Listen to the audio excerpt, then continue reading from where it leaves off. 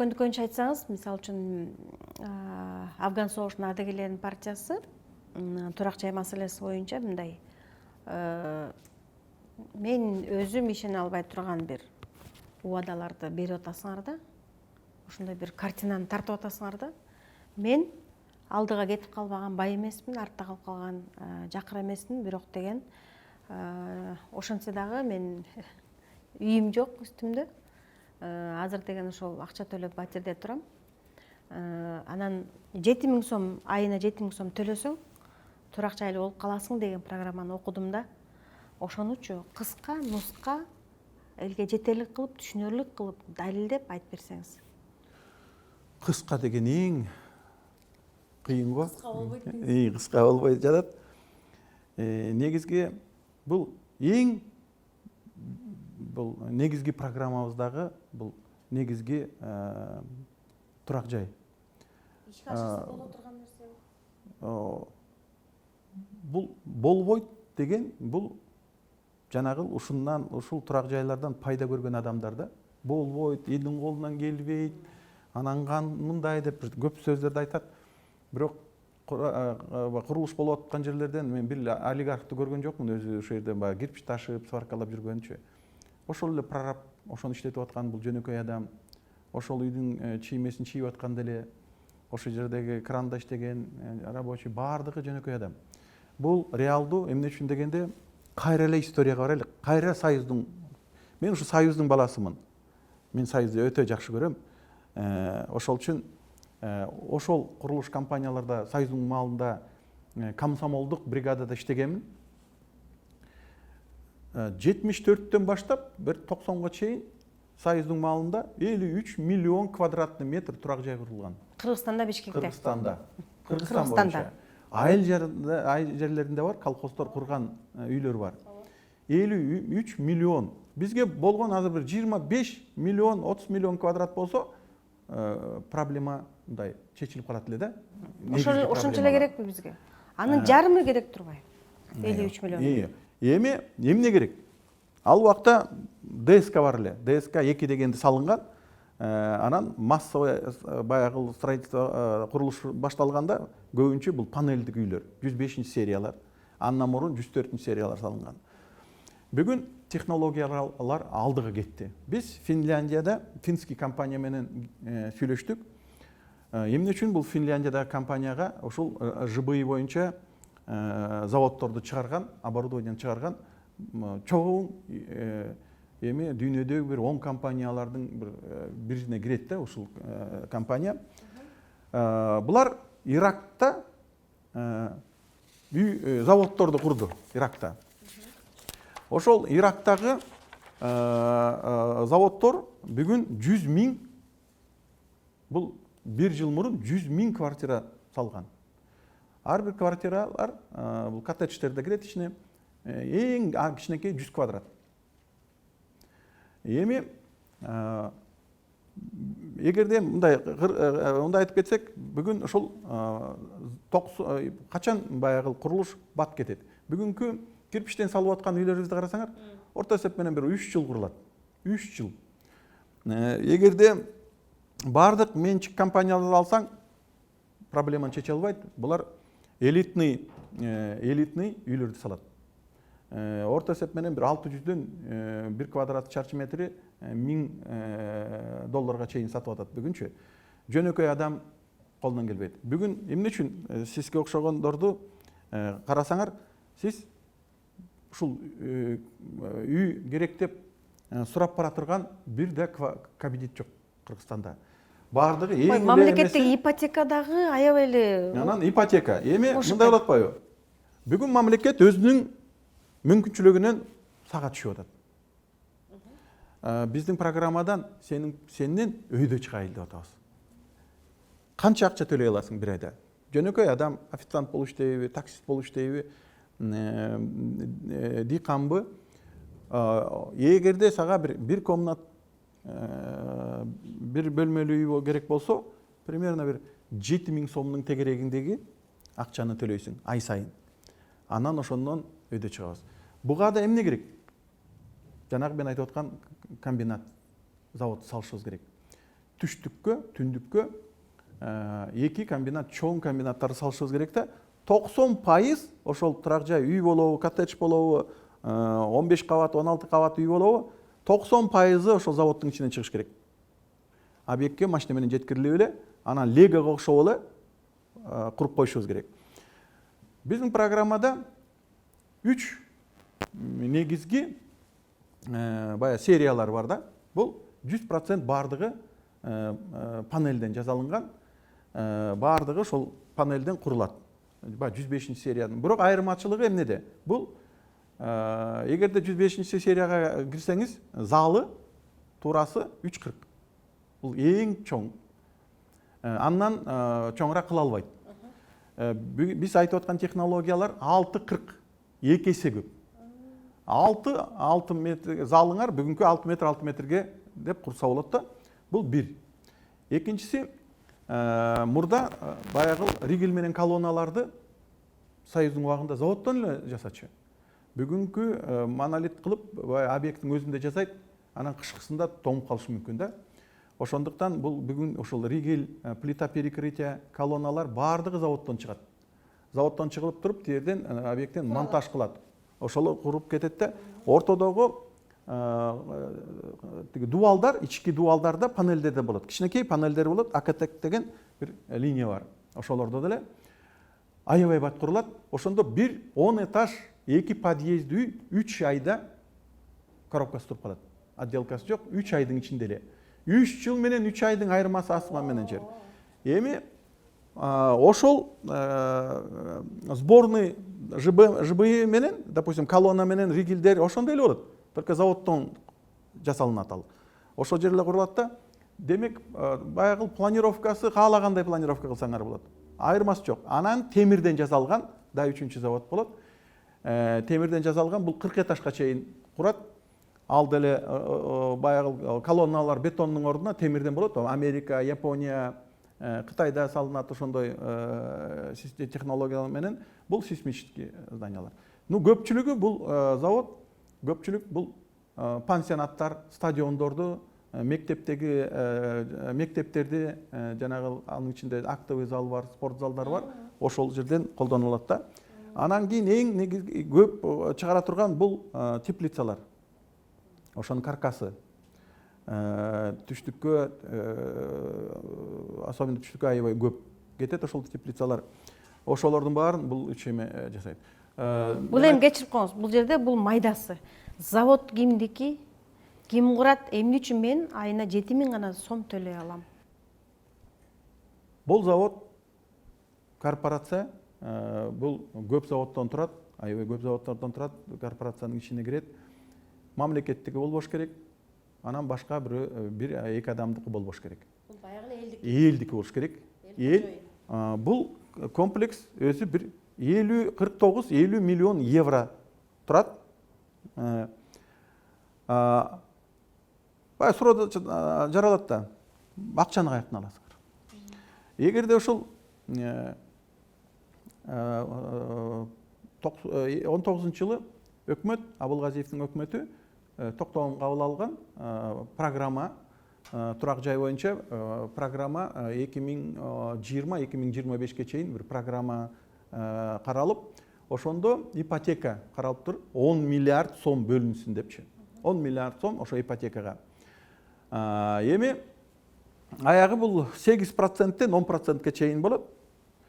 Эгерде бир жана заводко ошол 10 миллиард, эми бир 12-14 миллиард сом бул оборотный средствасы менен кошо бир где-то бир 4 миллиардтан ашыкча бул заводдун баасы болот, анан оборотный средства керек. Баары бир эмне үчүн дегенде бай уютку катары жанагы 7.000 сомду ай сайын төлөтүш үчүн баягы корпорация өзүнүн акчасын башкы бир 50 үйгө өзүнүн акчасы каражаты болуш керек да. Ооба, жумшаш керек. Эгерде алсак, чтобы ошондо бул заводдор жылына 3,5 миллион квадрат площадьтарды салат. Ошонун ичинде 2,5 миллион квадраты бул турак жай. Калганы бул мектеп, дет садиктер, бала бакчалар, баягы пансионат, сарай, фермалар, завод, фабрикалар деп ошолор кирет да. Ошондуктан бул миллиарддеген обороту бар аябай чоң корпорация болот. Кыргызстанда эми мүмкүн Кумтөргө жакын эле эмне миллион деген миллиард деген налог түшөт, соцфондто кетет. Бул эң негизгиси эмне үчүн дегенде ушундан барып фермерге үйүн салып берет, сарайын салынат, ошол фабрикалар салынат, ошол эт, сүт заводдор салынат. Бул эң биринчиден бол номер бир кылып бул завод келиши керек. Бул реалдуу. Союздун мезгилинде ушундай заводдор салынган. Бир эле айтып атам, баасы качан жакшы баа болот? Элдин менчиги болгондо. Ошондуктан эл эмне үчүн сыгылып, кысылып кичинекей бир үйлөрдө жашаш керек. Эл деле азыркы жанагы айтып аткан элитный үйлөрдүн ичинде жашап ошого көнүшү керек. Ошондо бир 24 жаштагы кыз, уул кыздарыбыз үйлүү болуп калат. Ага жер барбы? Ошол үйлөрдү койгонго жер барбы? Тегеректеги жерлерди карагалачы. Канча деген үйлөр бар. Жана жан конуштар, новостройкалардын ордуна курулуш керек. Анан кийин монол өйдө жакта карагала Алмачинскийде жерлер толтура. Бул шаардын ичине мынча жер батпайт, мынча курулуш. Ошол үчүн шаардын жагынан мындай бир шаарча, өзүнчө бир шаарча болот. Эмне үчүн дегенде, эгерде бул Бишкекти алсак, анан бул жеке эле Бишкекте салынбайт да. Бул ар бир шаарда салынат. Бардык Кыргызстанда салынат. 60% биздин эсебибиз менен бир 50-60% айыл жергесинде болот. Келет да жөн эле бир узун машинеге заводдон үйүн салып эле, алып барып эле кран менен ошо фундаментине эле кичине убакыт кетет экен. 2 күндө үйүн тургузуп кетип калат. 2 күндө. Кечирип коюңуз, баягы президенттикке талапкердей эле сизге бир нерсе айтсаңыз эле, дагы бир нерсени ойлоп чыгып, таап, чукулап суроо бере берейин. Айыл жергесине салына турган болсо үй, суу маселеси, канализация маселеси, газ маселеси, электр энергия маселесин эмне кылабыз? Афган партиясынын куруп бербейт. Биз жол көргөзүп атабыз. Эл өзү курат. Биз айтып атабыз. Эл чогулуп, биз ошол элди биз идея чыгарып атабыз. Биз партияны тегеректеп, партияга кошулгалы деген жокпуз. Биз идея чыгарып атабыз. Идеяга кошулуп, ошо идеянын тегерегине эл кошулуш керек, тегеректеш керек. Сиздин айтып атканыңызга мен жанагы 90 миллиард дебедим бюджетте. Анан дагы кредиттер келет. Ошол акчанын баары жол курулат, жанагы суу курулат, 3 эсе, 2 эсе кымбат болуп кетип атат да. Ошол 100 километр, 200 километр жолдорду, водопроводдорду эл курса жарашпайбы? Эгерде бүгүнкү жолдун 1 километри 2 миллион доллар болсо, корпорация эл өзү ошону 1,5 миллион долларга өздөрү курат. Ошол эң чоң заказчик бул корпорацияга мамлекет болот. Бул чоң корпорация болгондон кийин тендерлерден баардыгын ута берет. Эмне үчүн дегенде сапаттуу, жакшы, арзан. Чоң корпорация болгондон кийин коррупция деген жок болуп калат. Мунун дагы бир жери бар. Эмне үчүн мамлекет бүгүнкү бараткан башка партиялар буга каршылык көргөзөт? Бул оңой эмес. Бул жерде миллиард деген акчаны биз элден албай, эл өзүнө эле ошол салып, өзүнүн акчасына өздөрү салсын деп атсак, башкалар акчасы жок калат да. Миллиард деген акча жок болуп калат. Анан эң негизгиси бүгүн бийлик эмнеден коркушу мүмкүн? Өзүңүз ойлосоңуз, бул корпорациядан, только курулуш корпорациясынан примерно бир орто эсеп менен бир 15 000 адам иштейт. 15 000 адам уюшулган адамдар болот. Профсоюздар болот. Эртеңки күнү бирөөсү ышкырып койсочу, бир 10 000 ак үйдүн жанына барып калат. 10 000. Бул эч кимге кереги жок. Булар 10 000 адам 3 күн сайын революция кылып турушат. Эч кимди урдаттырбайт, эч кимди жедиртпейт, контролдун бирин көзөмөлдөп турушат. Карап турушат. Өзгөчө кыргыз. Ошол үчүн негизи мен таң калып атпаймынбы? Кээ бир партиялар желектери, аттары социалисттер. Бирок жасаган жумуштары байларга, капитализм. Ошо капитализмге багыт алганда налогтон бошотобуз, анан текшербегин, кредит беребиз деп эле ошо бизнес деп элет да. жөнөкөй элге мыйзам чыгара турган киши жок болуп атат. Ошондуктан биз айлап атабыз, биз негизги духубуз социалист. Биз айтып атабыз, социализм деген бул социалисттик баягы социальный баягы баары бирдикте болуш керек да.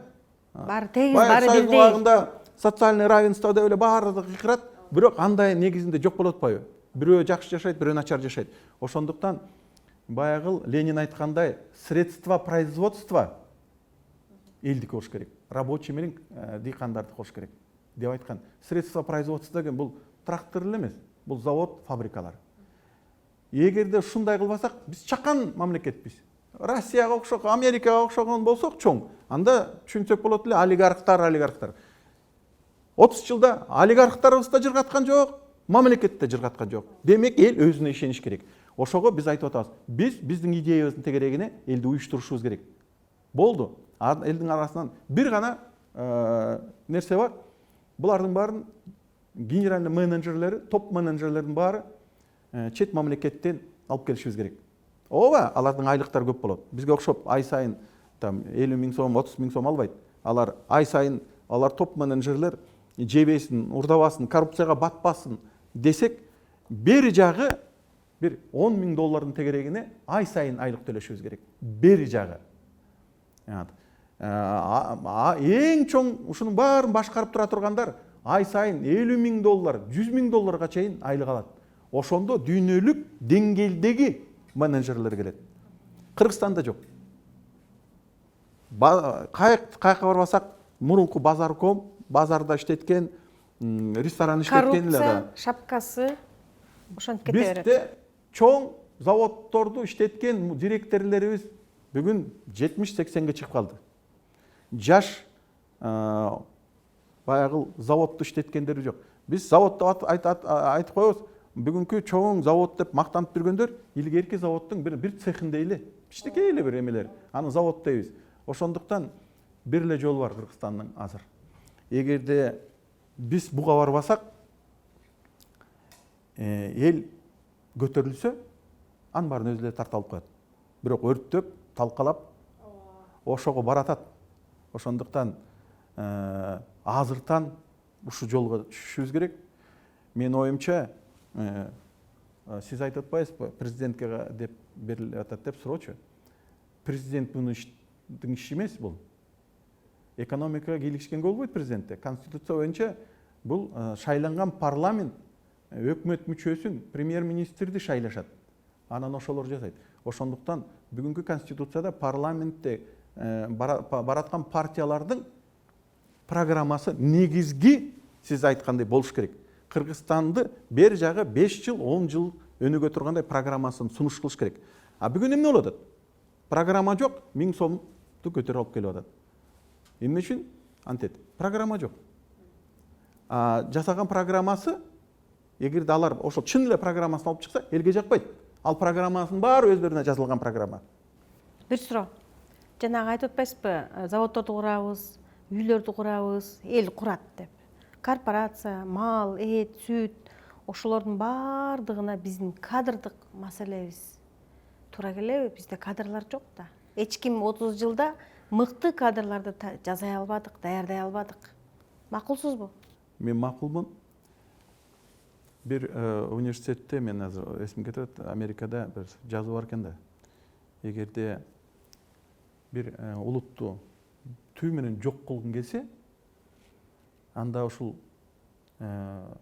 окуу тарабын, окуу жайын, билим берүү тармагын сапаты жок кылып койгун.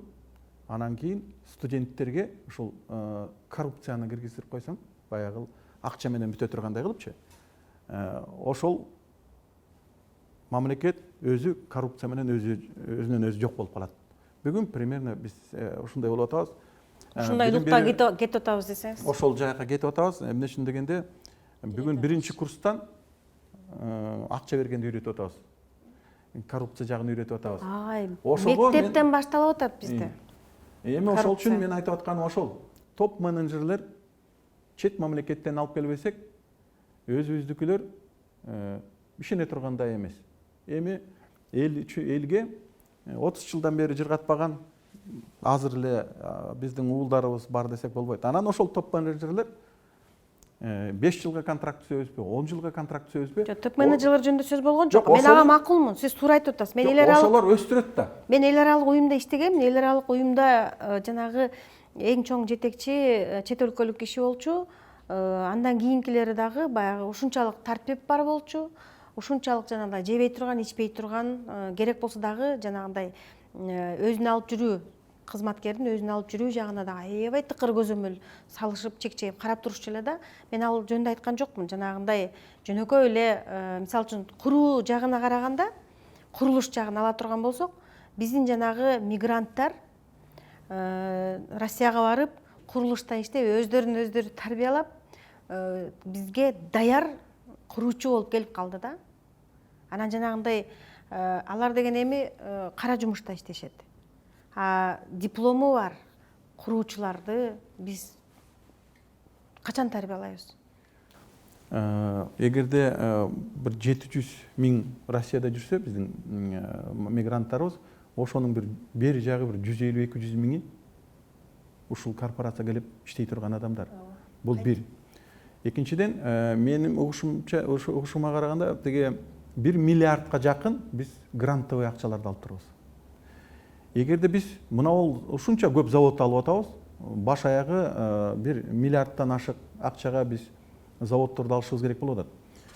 Эгерде биз Европага кайрылсак, бул технический кредит. Технический кредит болсо, берки кредитке караганда оңоюраак берет. Оңоюраак берет да, ошону алып атканда биз грант сурайбыз. Бир 200 миллион доллар, 300 миллион болобу? Бирок грант болгондо эмне? Биздин жаштарыбызды, технологторубузду, биздин инженерлерибизди бирөөсүн 3 айга, бирөөсүн 6 айга, бирөөсүн 4 жылга алып барып, Европадан окутуп, үйрөтүп келишибиз керек. Технологияларына, бардык эмелерине, электронщик болобу, электрик болобу, технолог болобу, бардыгын үйрөтүшүбүз керек. Анан ушул заводдорду сатып аткан компаниялар ушунчалык көп заказ берип аткандан кийин алар деген өздөрү үйрөтүп берет. Өздөрү алып барып. Ошондо биринчилерди биз өзүбүз ушул Европа жактан үйрөтүп кайрап келишибиз керек да. Андан кийин эми Кыргызстанды революциядан кийин башкаргандардын билими 2-3 класс эле. Кээде проблема билимде эмес, ички дүйнөдө. Таза адам болсо болду. Союздун малында Кыргызстанды башкарып турганда парламентте кимдер эле? Кызылчачы, пакта жыйнагычтар, тракторист, койчу. Биздин парламентте башкарып турган ким эле? Чабан. Ошол маалда гүлдөп турчу элек го. Мынакей, эмне үчүн? Таза адамдар болчу.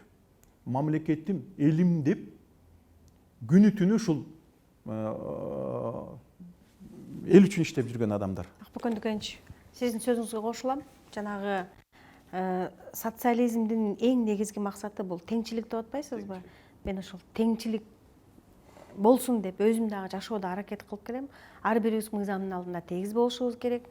Ар бир окуя болобу, кырдаал болобу, мүмкүнчүлүктөр болобу, шанс болобу, чоң нерселер болобу, жакшылыктар, ырыскы, дөөлөт баардыгынын алдында ар бир адам тегиз болуш керек.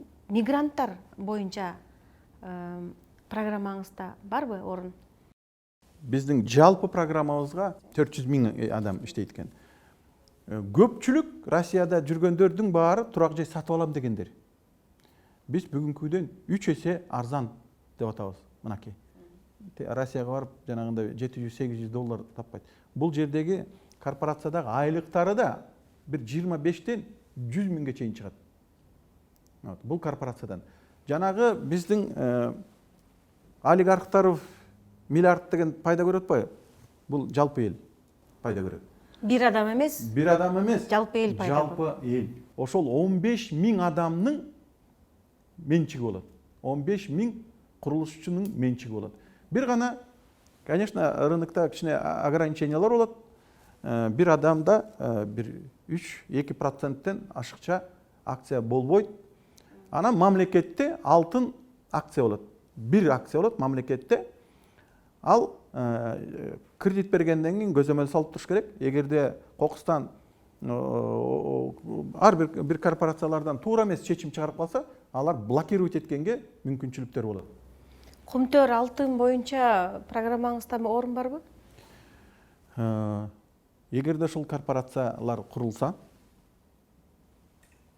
эмне үчүн бул корпорацияга алтын таап, алтын заводдорун салганга жарашпайт? Эмне үчүн жанагы миллиардтан кеткен жолдорду салбайт? Эмне ушул корпорация өнүгүп кеткенде жанагы канча жылдан бери сала албай жүргөн нарындагы гэстерибиз бар эмес беле? Каскад 4 гэс. Ошону да салат. Анда бул менин берген суроомо жообуңузду биз кийинки көрсөтүүгө калтыралы, уруксат берсеңиз. Себеби дегенде ошол гэс, кумтөр, алтын, өзүңүз айттыңыз, конституцияда жазылган Кыргызстанда эмне курчап турса, асмандагы, жердеги баардык элдик болуш керек. Ошол алтын маселеси, кен байлыктар маселеси мен аябай жүрөгүмдү оорутат да. Кийинки көрсөтүүдө сүйлөшөлү.